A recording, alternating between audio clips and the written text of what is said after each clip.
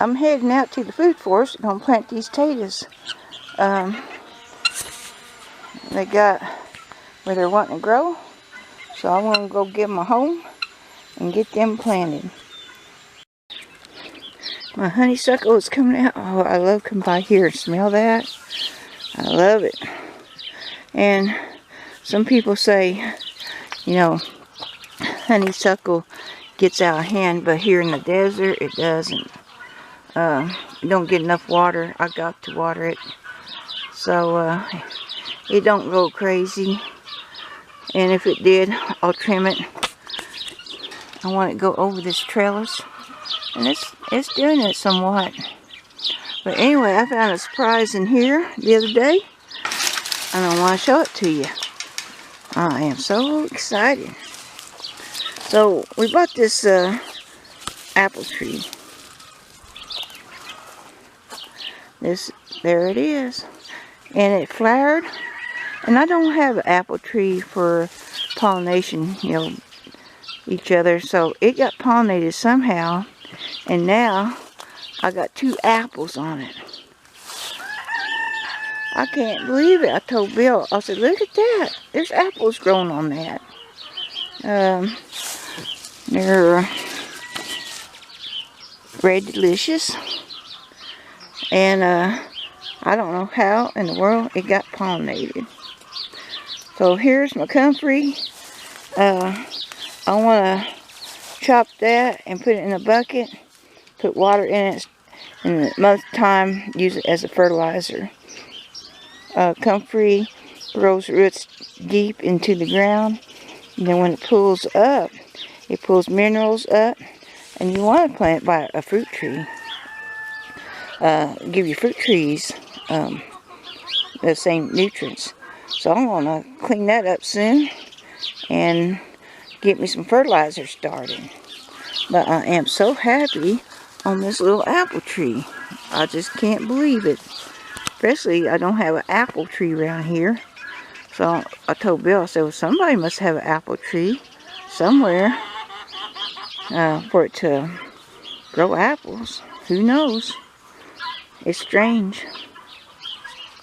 We call this bed the asparagus bed because there's my asparagus over there.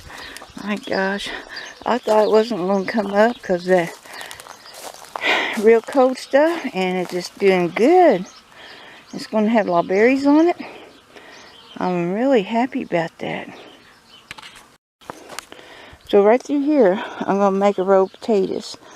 And I was going to put squash here, but I still got lots of room in here.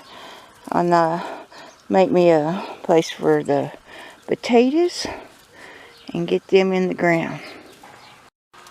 This is a apricot that I'm trying to grow more trees on the fence. And just move all the branches over here and make a windbreak over there.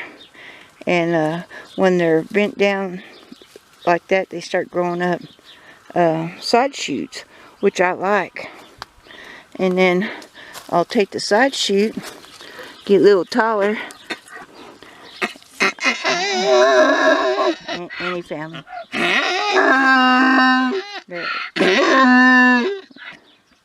Gotta let her do her thing there. And then I'll twist them and start making these go this way. I love that idea to break the wind. And that way I just don't have a big tree here. Take up room in the bed and just grow it on the fence line. And I'm going to do a lot of stuff like that. But anyway, I got to get ready and do my potatoes. So we fixed all our food forest up so the chickens can run the walkways in the summer. Just keep it stirred up, eating bugs, maybe run off snakes. So that bed over there is what we call it, where our big peach tree is. It had a hard time last year, but it's recovering. And I'm going to plant stuff there. And then that bed over there, I'm going to put a lot of peppers. It's a hot bed. And Bill sunk the ground so we can flood it better to give the plants water. So we got 9 beds all together in the food forest, I think. But anyway, so I gotta work on potatoes. Later on we'll let chickens out. And that's why I'm growing so much food, get them in these beds. Well, Bill come help me put the potatoes in. And we laid a layer of leaves over it. Try to keep the ground soft, because if the sun shines on the ground, it really hardens it up, and that way the leaves keep it soft. So thanks for watching. Put my potatoes in. Bye. Sonny, he does that tracing on everything, don't you? You just love to rub on them plants. Feels so good. Yeah.